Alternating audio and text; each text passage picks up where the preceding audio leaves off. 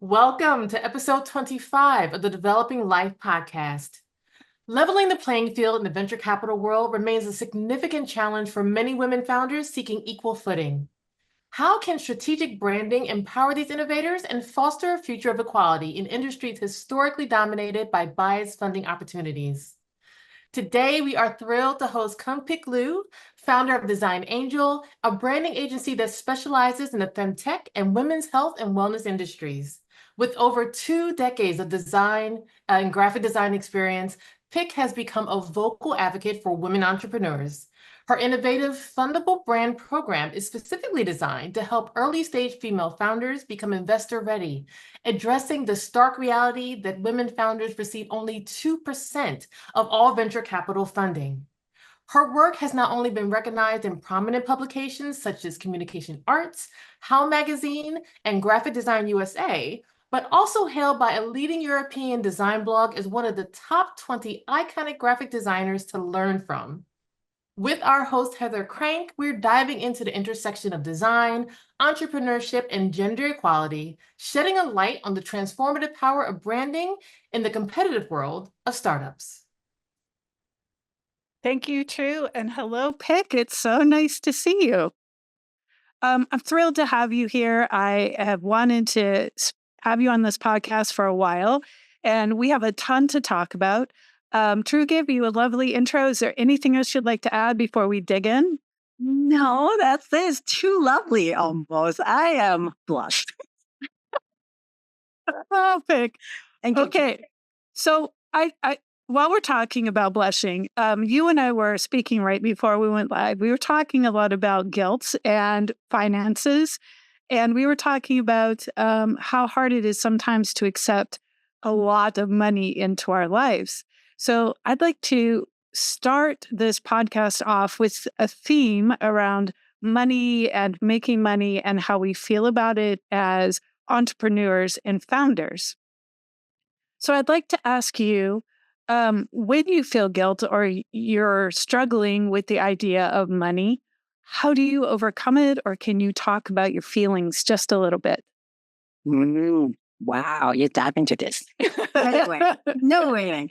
For me, I think I'm a very logical person. So I have the feeling now I know I need to kind of step outside a little bit to kind of understand, okay, I have this feeling, acknowledge it, right? Mhm. And then think about why I feel this way and what is the logical way of dealing with it. I think all days me, it just absorb it and think this is the way it is and just let it flow in my mindset, right? In the kind of work I do, right? The behavior.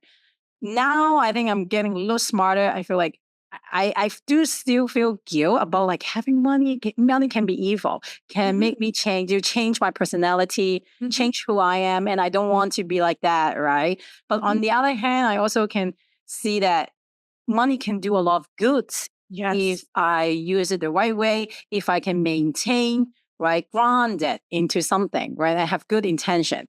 So kind of now I'm like fighting, trying to balance this in my life. Yeah. Yeah. It's really hard. I have some of those same struggles, partly from, I think, my upbringing. And I know my husband really struggles with this as well. But I often think about people like you are the right people to have a lot of money because you do so much good with your power and people will want to support what you do. And I just think it's something that a lot of entrepreneurs struggle with and artists struggle with too, is that idea that money is bad, but we need it. So I really appreciate your thoughts on how you overcome it. If you were to give advice to someone who is struggling with this very specific issue right now, can you give me like a sentence or two of how you would recommend they overcome it? I mean, sure. Actually, like I'm Muslim, right? So in my religious practice, every year we give charity. Like like there's a 2.5% of whatever we own, and then give it out to people that is in need. And early on in my career, I cannot really afford much. Like the money was very little. But recently, I'm very blessed to have more income, and I was able to give more. And then I actually, like last couple of years, I really see the effect of my little donation, a little bigger now, and really change people's life. We have friends, family in a third world country that needs help. Sometimes like it's a war-torn country, so they really need it. And I see the power of me able to just spend this money for somebody, and that got me thinking, yes, if I can make more money, right, I could do more. I think sometimes you need to really experience it. And I also kind of feel confident that, oh, I didn't change me. It didn't make me arrogant or feel like I'm better than other people. And actually give me more motivation to make more money so that I can help more of those people.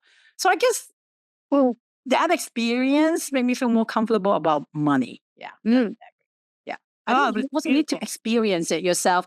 Give something out and see how you feel, right? And be confident that you know who you are. And and that hopefully motivate you to do more. And love money, love making money. Right? That's beautiful. I love that. Be confident in who you are. That's beautiful. Speaking of, you have this fantastic story starting from Hong Kong and going to New York City. Can you talk about that journey and what happened? Like, how did you end up from Hong Kong into New York City? I know. I actually didn't want to come to the US. No.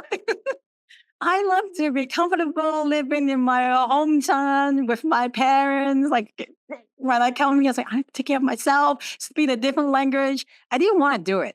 But it was in Hong Kong, the education system is that unless you are like the top 5% of like in the exam, in the official exam, you can't really choose what you want to study because university space were very limited. Even you get in university, it was really, people celebrate it.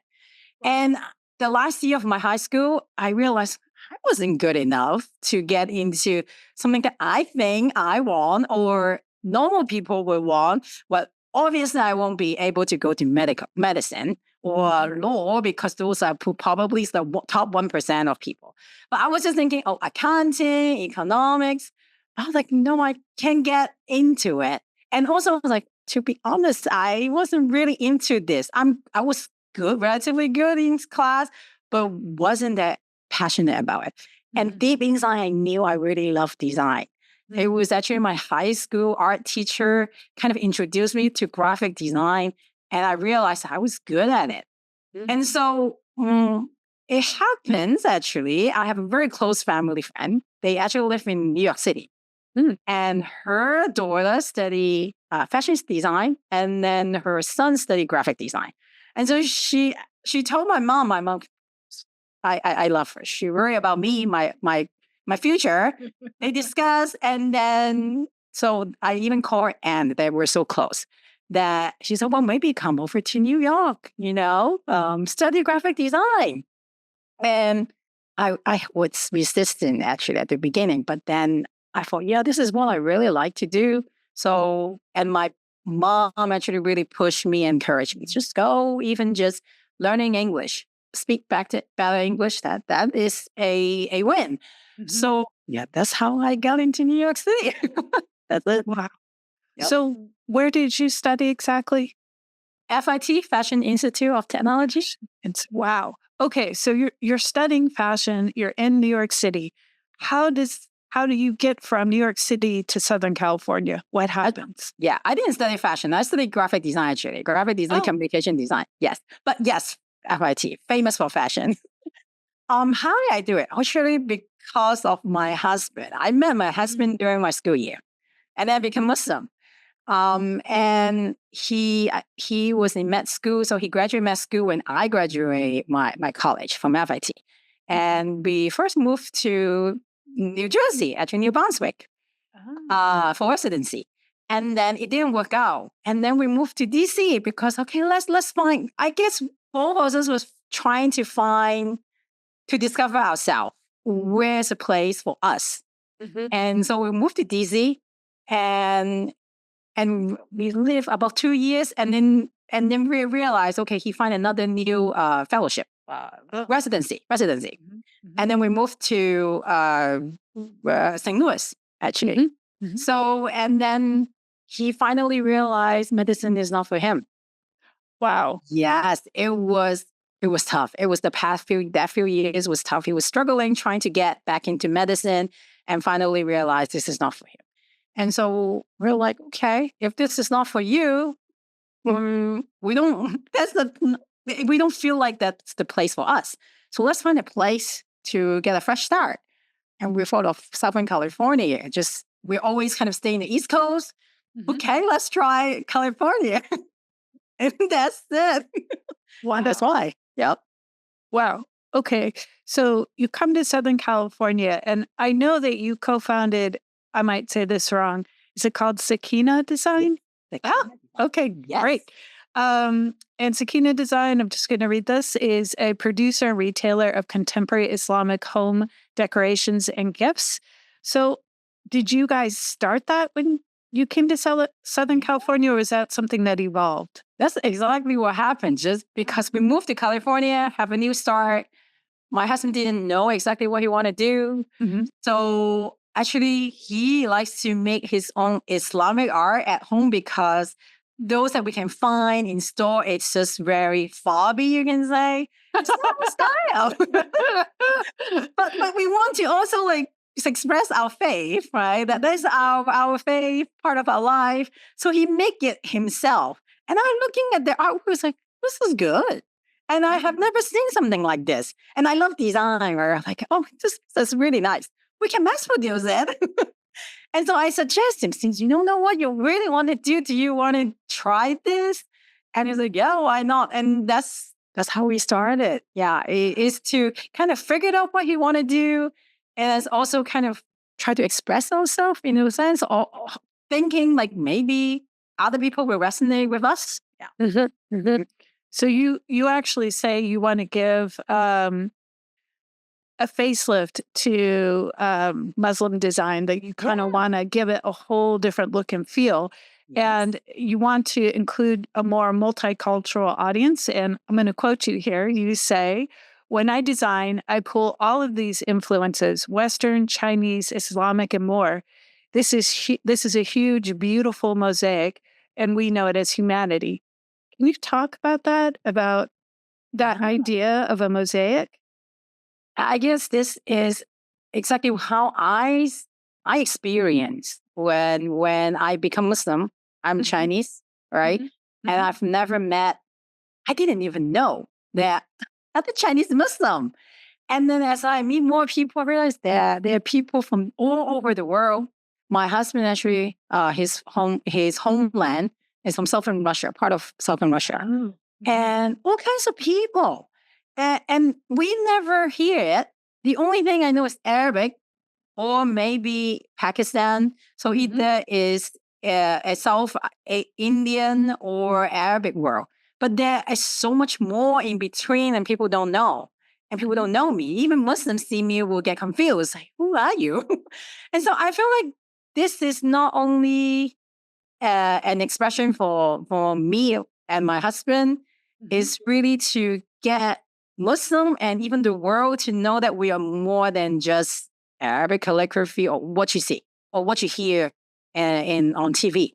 Yeah. Right. Yeah. Okay. So you're in Southern California, you're working with your husband, and somehow you pivot into women's health. So can you walk me through how this next change in your career happened? Yes. Well, running business is not easy. We didn't know how to run business. Like we're creating product, marketing ourselves. That was completely new. So on the side, I actually start my own freelancing, and then few years in, become a small studio. I was working and then hiring freelancer as needed. So we become like a little studio.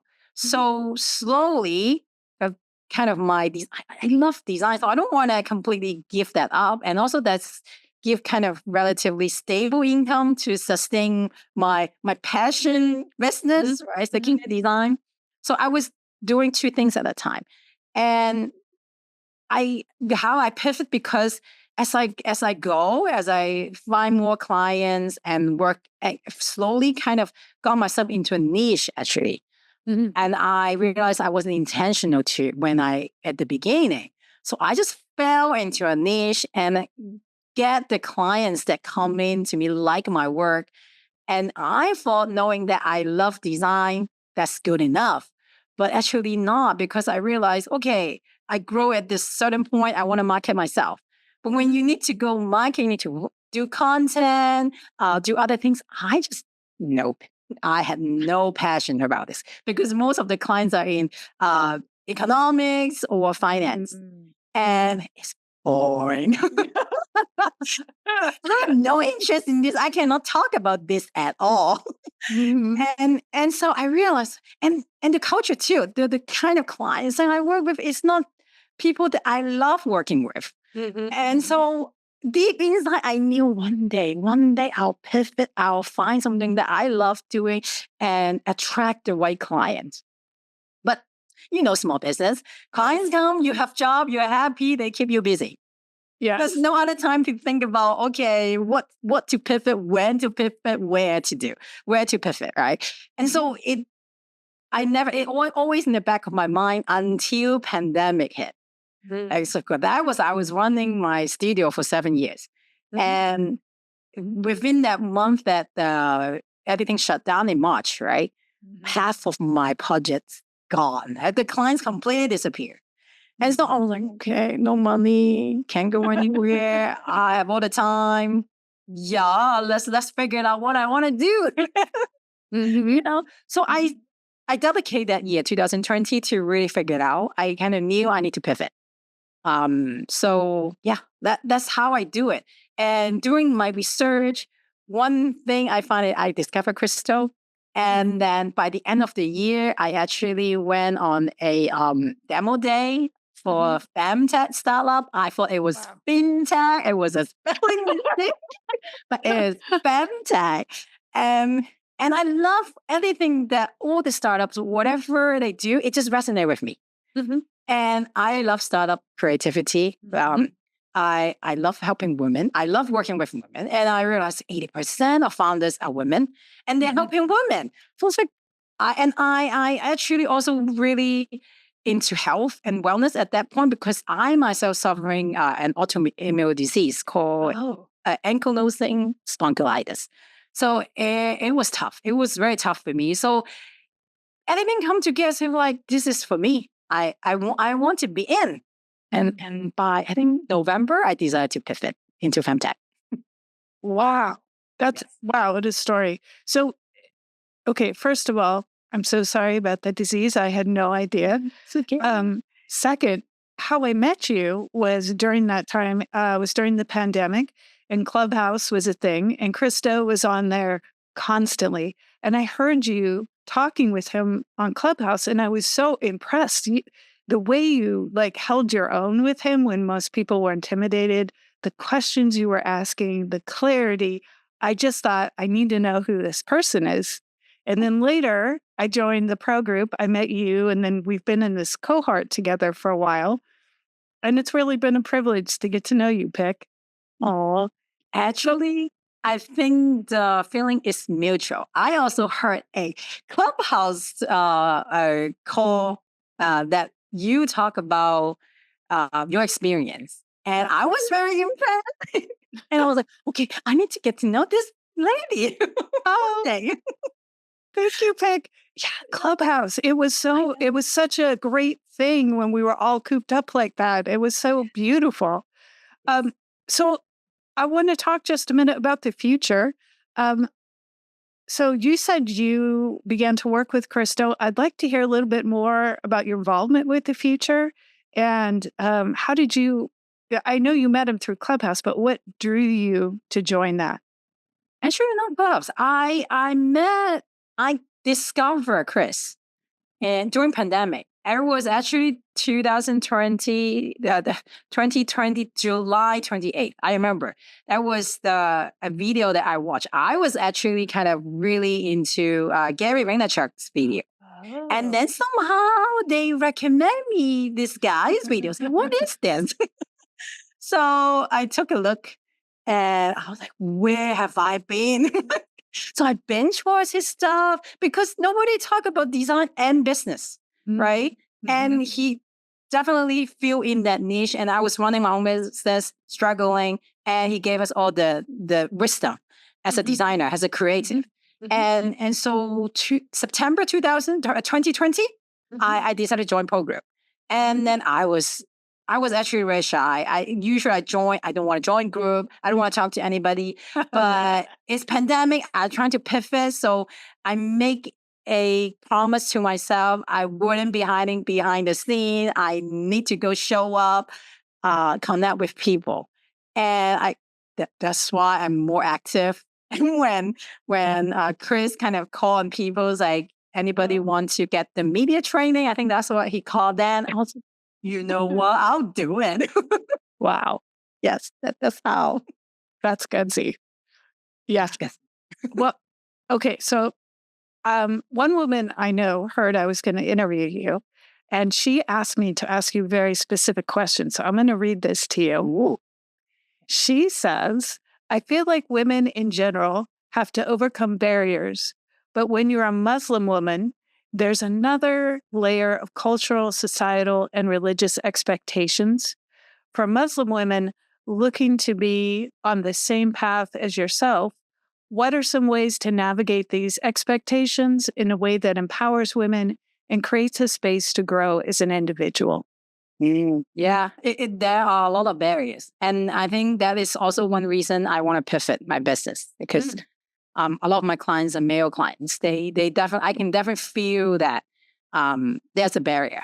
For me, how I combat that is my husband make fun of me. He said, you never really care about how other people look at you.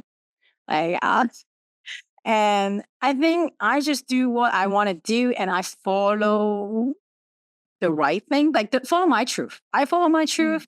And I guess when I do that, when I'm so focused on my own truth, want to do what I want to do, I just have no time to think about what is the hurdle around me or how people look at me. And I guess that is helpful. I think from my husband inside, that is my strength. Because I just have no time to think about how other people think of me or how will people say about me. Just follow your own truth. Yeah, focus on that. That's my way of dealing with it. Yeah, Beautiful. So you once said to me, and I thought this was the most beautiful thing I'd ever heard. You said even a smile is charity, and I was going through a really difficult time. And it just really spoke to me that even the simplest gesture can have a profound impact on people's lives. Can you speak about this? I don't know what it is saying that you shared. it is an Islamic saying. So it's from our Prophet Muhammad, peace be upon him. I think that was the longest saying, but a lot of people kind of condense into even a smile is a charity. So I really love it too. I'm so glad that I kind of inspire you and empower you at that moment. I would love to share what was it. I would love to hear that if we have time. Is that it doesn't matter, like even you have nothing, the poorest of us, right? We have the power to create impact. And it is true. Actually, I think I didn't really believe it even at the beginning. I love the saying. I love that even the smallest thing can be impactful. But one time, actually, I tell you the story. That one time, when my daughter was really still a baby, I was walking in a park, stroking with her and in the stroller, and I saw a man walk by. So I smiled at him, and then in the park, you walk around, you probably bump into each other again. So the second time I bumped into him, he stopped me. I was scared because I was a Muslim woman. Like, what happened? He said, well, your smile made my day. And then thank you. He thanked me and then he walked away. And at that moment, I was like, oh my God, it is true. I don't know what he had gone through. But just this act of kindness, right? A smile is a kindness. make his day better. So I myself personally see the power, and I totally see that. And I think there's a scientific study. If you smile, even when you're sad, you're angry, if you make yourself smile, that face, it will actually produce hormone that like happy hormone that makes you feel better, right? So it's like scientific. It's good for you and good for others. Yeah, it's great. Yeah. Yeah, I think it's so beautiful too, because there is something about if you're having a hard time, if you take the focus off yourself and you get involved in acts of generosity or charity, it's a great way to help feel better and to elevate your mood. Because I don't know about you, but when I'm suffering, I'm definitely focused on myself. Yes. So I just want to thank you so much for that. It really helped me a lot. I'm so glad. Okay, so I'd also like to talk about when you're working on your business now and your focus in Femtech, where do you see yourself in the next 5 years? What's your current focus and where do you want to go? 5 years. 5 years. I know I have big dreams, but I also worry, what if I can't get there? I think there's 3 elements, right? In terms of business, I would love to manage a bigger team in 5 years' time. Bigger team, that means really help more women, entrepreneur, more femtech company. Hopefully, I really can create impact, help them get more funding, right? Through branding, that's one part in terms of business. Second part is family. In 5 years, my parents are aging. I would love to spend more time with them.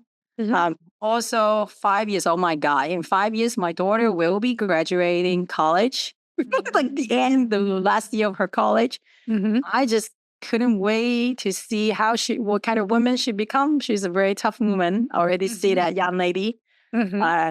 She's stronger than me. I can see that. And she already know what she want to do compared to me when I was her age. So I just can't wait to see her grow up, I guess. The last thing is that's family relationship. And then also the last part will be for me. I'm also aging. I'm 45. So that means 5 years I'll turn 50. I wouldn't want to spend more time to take care of myself, like health, mental health, right? Physical health.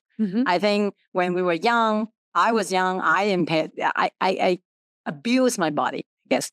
Now I totally see I'm getting older now. My body can do what I used to do, and I need to take good care of it. I hope I will start doing it and maybe get back even better health than when I was in my 30s. Yep. Beautiful. I'd like to talk a little bit about female founders getting funding. Wow, that's a mouthful. I know Cindy Gallup talks a lot about this. It's very difficult for founders to get funding. Would you talk to your experience with this and any advice that you might give or anything that you personally experienced? Yeah. I never really asked for funding, right? So I did not experience it. But when I first got into this space, that wasn't my goal to help people, female entrepreneurs, to do that. I didn't think that was a problem.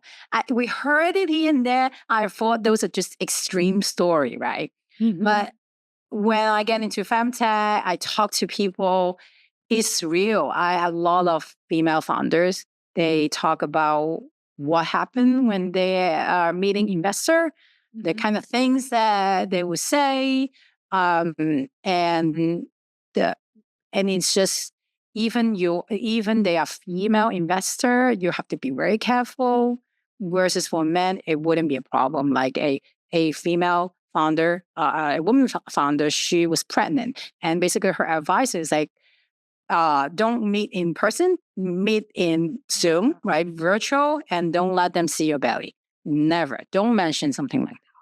And then when she has actually, she didn't have a co-founder. Her husband was a COO at that time, but investor would directly just talk to her husband, thinking that he was the founder.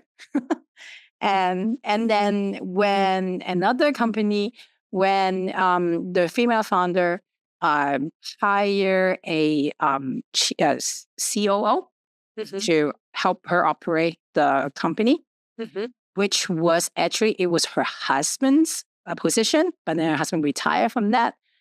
And when that COO talked to me, she said she went to pitch, see investor. Investor will question her that she has no scientific background. How can you be in this position? And then the founder, who's a woman, right? She said, don't worry about what they said. When my husband was in your position, no, he had no scientific, he has no science background. Nobody questioned him.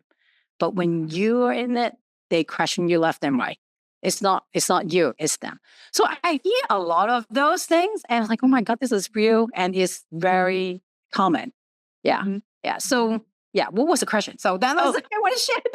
No, that's beautiful. So I was just saying, if some female founder is listening to this podcast right now, any words of encouragement or advice? I mean, you just gave a great suggestion of it's not you, it's them, which is great. But any other tips that you would give somebody to keep going and to keep knocking on those doors, even when you're up against a lot of obstacles? Well, one thing is find other women founders and get together as a support group to talk about the experience.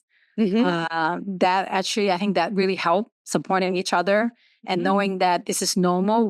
They have to work harder, right, to get to where they want to be. Much harder, actually. But I think as I teach people how to brand, and I have done personal branding myself. I actually see that branding is changing perception, and it's why female entrepreneur or female founder is hard to get funding. A lot of it is gender bias, right? It's perception problem. So I see that if you can leverage branding and change perception, right, your perception to other people's perception of you, it's a secret weapon. So for me, it's really think about how to build your personal brand, how to even build your business brand that can stand out and change perception. And I've seen actually there are female entrepreneurs have done that. And I have done it myself with no connection in this Femtech space, no specific portfolio. I can build up authority pretty quickly. So yeah, that would be my advice. So can you, for people who don't understand what gender bias is, can you just give a really quick definition? Yes, there was a Harvard Business School did a survey, and they discovered that if you are a male founder pitching to investors, usually investor will ask very positive question like, how do you grow? How do you expand this business? And what will happen when something good happens? And it's very positive, the question. But when it comes to a female founder pitching, their question change. It doesn't matter is female investor or male investor. They will ask, what happened? Ask about like how to eliminate risk. What happened if this thing happened? How about you? Actually, I've heard is that, well, you're a woman, you're in the age of having children. What happened if you want to have children? How can you run the company? So you can kind of see the outlook is very different. For men, they look very positive.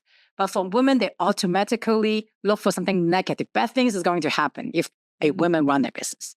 Yeah. So that's what happened. Yeah. Wow. Yeah, they're not supposed to ask those questions. Well, for them, it's like, I'm concerning how are you going to protect this business, right? Is I cannot blame them. I think this is also very cultural, right? It is a societal problem, actually. It is, as I said, it's a perception. It's the idea in a society that women in general is not as good running a business, right? That's the perception. And even your female investor, it's just ingrained in you. unless you're consciously thinking about this problem, this kind of question will just come out. Wow. Yeah. It Yeah. is not, they are not consciously doubting. It's subconscious. It kind of thing. I mean, there are a lot of cultural examples. You have women who are stereotypical cooks, but once they become a chef, then it's a male role because it's a position of authority and increased money. And there are a lot of examples like that. And yeah, gender bias is a real thing. It's a real thing. Yeah. It's a And real if thing. we, even I feel like even if I pay attention to it, I fall into the trap too. Right? Really? How? How do you fall into the trap? Just like you get, like my daughter, even thinking about my daughter and my son, right? Two people. I know she's a very, very strong woman, but when she was little, I will think about, how she, a wife, become a mother, what kind of mother she would be. Yeah. You know, versus my son, I definitely see my son, I'll let him be a little more spoiled, let him be more daring, doing other things, right? I see, I was like, oh my God, that's what I'm doing. But at that moment, you're not consciously thinking about it. It's all subconscious. This kind of thing. It's horrible, Yeah. Yeah. That's subconscious. It's tricky. Yep, I would let my son get away with a lot more naughty stuff. Versus, I feel like I'm more strict with my daughter. It's sad. I was like, oh my God, this is cultural. This is very cultural. Yeah. Yeah. Agreed. It is. It's really cultural. Yeah. Okay, so you're involved with branding right now, and you call yourself a design angel. Can you talk about what you do in your business just a little bit, and where people can find you if they'd like to work with you? Yes. Design angel. Okay. I have kind of two part of business now. One part is what I traditionally do is one-on-one helping clients, a lot of health tech clients, some femtech clients actually come in, they want to rebrand themselves. Or from there, after rebranding, there's a lot of even building a design team, right? And when they don't have an in-house design team, we kind of come in to help them, making sure things are on brand, creating marketing creatives. That's kind of my main thing, I guess, on one-on-one surfaces.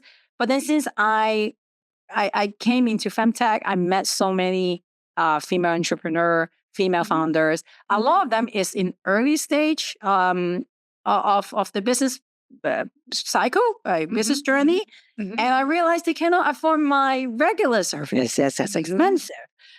So I realized, oh my God, this is a need. This is a problem. I have to change what I do so that I can serve them better. So now I am developing a membership site so that they can actually build their own personal brand and business brand in a membership environment. Yes. So kind of like a digital course, education, platform. Yep. So the two part.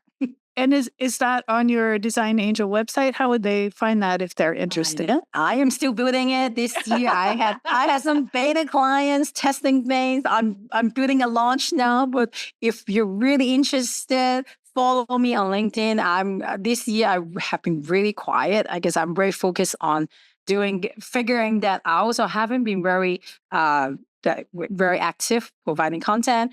But very soon I'll come back. I'm struggling myself too, but I'll come back soon. But sign up to email list, or follow me, or even DM me. I'm more than happy to keep you on my wait list. When things happening, you'll know. Okay. So we are almost at 45 minutes. If anybody in the audience has any questions, you can drop it in the chat. And in just a couple of minutes, I'll open it up and you can turn on your cameras. But I have one more question for Pik in the meantime. So Pik, I would love to know what you're currently reading. And if you could give me your top favorite books or articles, I would love that. Okay. I'm currently reading maybe a little more boring book called Tilt. It is about business and branding. It's about how nowadays business should change from product focus to customer focus. Basically, it's like instead of building more features, building more product, you should focus on building the brand, serving customer better. So it's an interesting book, a little boring to read, but for me, it's interesting. So that's what I'm reading. My favorite book is for any entrepreneur, I think even anybody is good, is The One Thing. I think it tells you like be focused. You need to have big goal, right? And always focus on one thing that really move the needle, right? And say no to the rest. Also, one thing in the book really kind of got me thinking is that the bigger your goal is, right, the more chaos in your life. And it is, you have to expect that. And that's, I feel like nobody have told me until I read that book. And it's true because the bigger the goal, basically, I have more responsibility, more stuff to do. I feel like I couldn't keep the balance.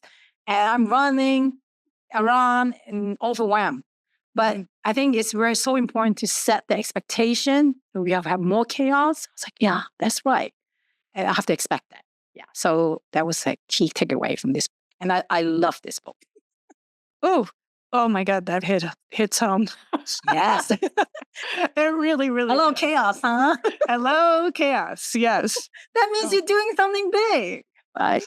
Right.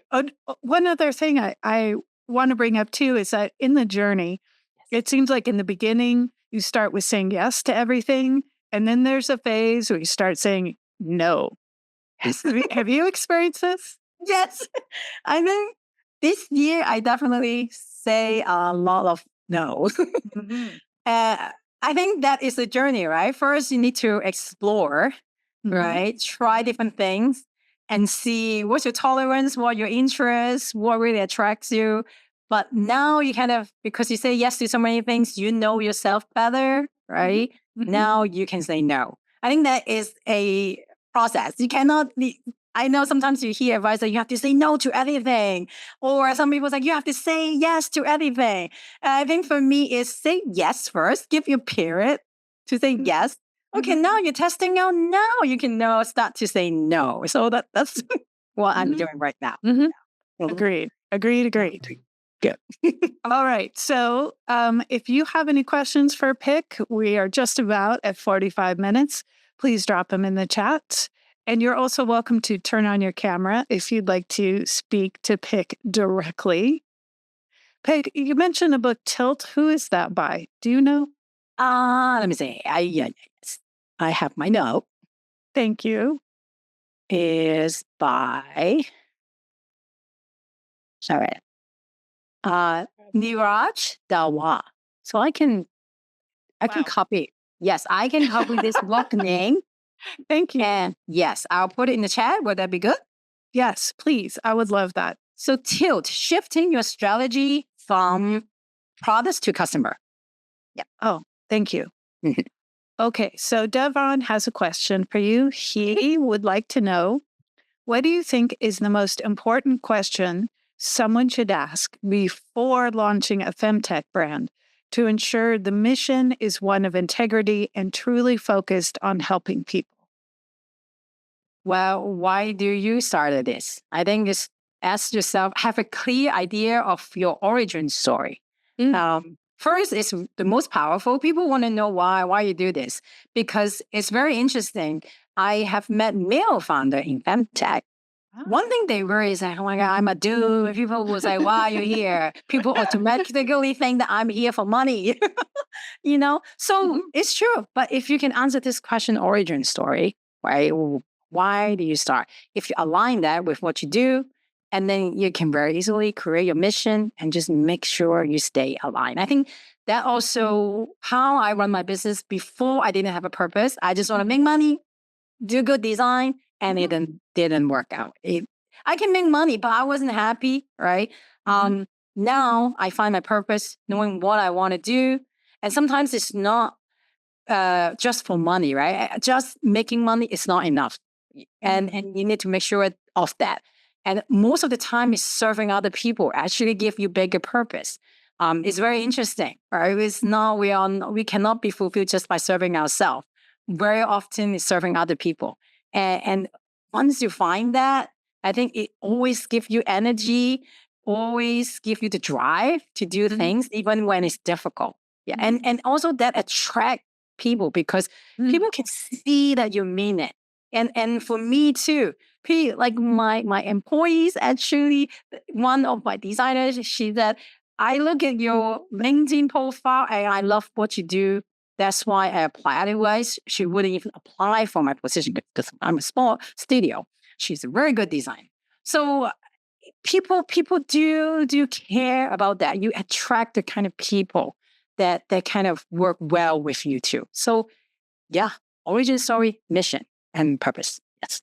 So if somebody doesn't know what an origin story is, can you just give me the cliff notes of what that is? Yes, origin story. Just ask yourself, why did you start this business? Usually there's a trigger, right? For me, why do I pivot to Femtech?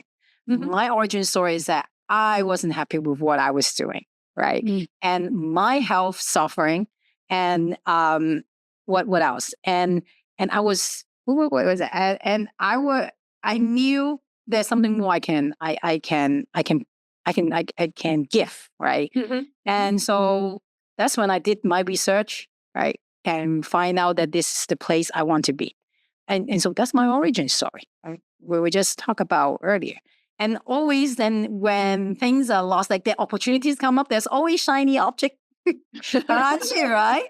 And then when those opportunity comes, I'll like, why am I here? I'll remember the story why I start, or a short sentence like why I start this, and I remember, okay, yes, does that align with my why?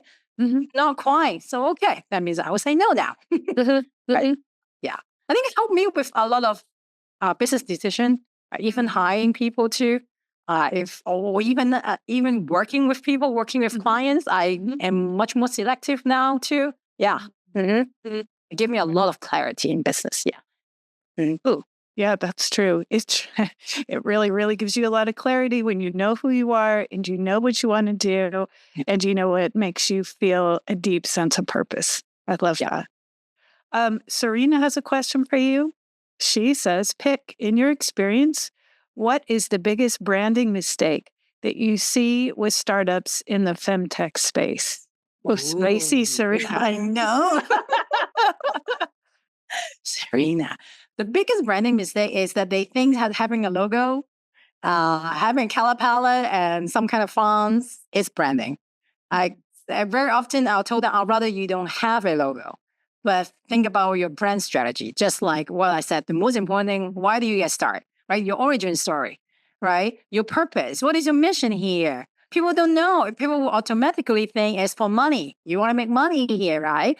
But so you need to kind of explain to people beyond that, right? So I think that's the biggest mistake. Thinking logo is enough. It's branding. Right. Yes. That's beautiful. Okay. Let me just look one more time. Okay. Hi, Raquel. Raquel's saying she'd like to start as a direct response copywriter, hopefully in the field of agribusiness. Raquel, while you're here, how can we help you today? Do you have a question for Pick? Just give her just a minute. And Pick, lastly, once you launch your new company and you begin to create sort of a mailing list and networking opportunity for people, beyond that, are you going to do any kind of live event speaking, or are you just going to stay mainly behind the desk? I guess eventually I would do that, but I'm extreme introvert. If I can avoid physical contact, I will avoid. I'm so bad at this. But I knew, like when that's the difference between I just want to make money or I want to make impact. So I think at this point, I don't really need to have in-person event, right? This kind of thing to create my impact because I'm still very small. I'm starting out. But one day, yes, I will be very open to that, even if it's uncomfortable for me. Okay. Noted. One day. Noted. Are you taking apprentices at the moment? Apprentice? Always looking for talent. Actually, I'm always looking for talent. So we can talk, DM me, and yeah. Okay, Yes. great. All right. Well, I think that is an excellent place to stop. I want to thank you so much, Pick, for your time, your energy, your beautiful spirit, and for joining us on this podcast. It has been wonderful. Same here. Well, do we still have some time left? Yeah, we do. I would love to ask you, how does that quote you said, right? Even as long as the charity affect you? I really want to hear what happened if you could. Like, of course, I don't want to dig too deep, but I would really love to hear that more. No, that's fair. Yeah, have tough questions. Yeah. Oh, of course you do, Pick. So I was in a really very difficult, vulnerable place and was feeling really powerless to make any kind of change. And I was experiencing a lot of personal obstacles that I just couldn't seem to overcome.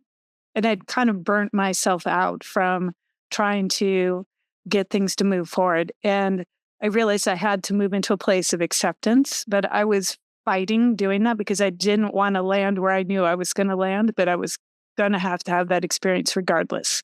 Yeah. So the idea of having power in very simple gestures and this in the very simplest parts of life that you can find places to make choices, even if you feel powerless. It just really kind of changed my thinking around, and it drew me back into sort of this very introspective place instead of this, oh my God, what am I going to do? Oh my God. Yeah. It took me out of the panic, and it just was really helpful. So thank you for that. I am so glad. I am so glad. I'm so glad to hear that. Like, that make my day. That make my day. It is true. Yeah. Yeah. Thank you for sharing those. The simplicity of power. Yeah. It's not the grand gestures. It's not the big things. It's not, the title or whatever. It's really just even breathing, as Serena has taught me, is a very simple act of personal power. So, yeah. That's very grateful. Wonderful. So good. Thank you so much, Pick. Do we have any last questions before I let her go? We have one more from Devron. He's thanking you, and he says he really wants to thank you, especially on the perspective of changing our perception of money and focusing on how much stability can bring us and how much good it will allow us to do. Yes, it is true. It is a good reminder for me too. Sometimes I forget, but yeah. Yes, remember that. Yeah. And also trust that you're a good person inside. Like, I think, especially when you're a good person, you worry so much that your money can change you. I think that is, that hurt us more. Yeah. Just be confident that you're you. If you worry about money will change you, you probably won't. Right? Those people, that money can change them, those people would never thought about this, have that thought in mind. Now I see more people, and I think, be confident about who you are. Yeah. And make more money and do more good. I love that. Yes. Thank you so much, Pick. It has been a joy. Thank you, everyone, for joining us on the Developing Life podcast. I so appreciate all of you, and have a wonderful week. Bye.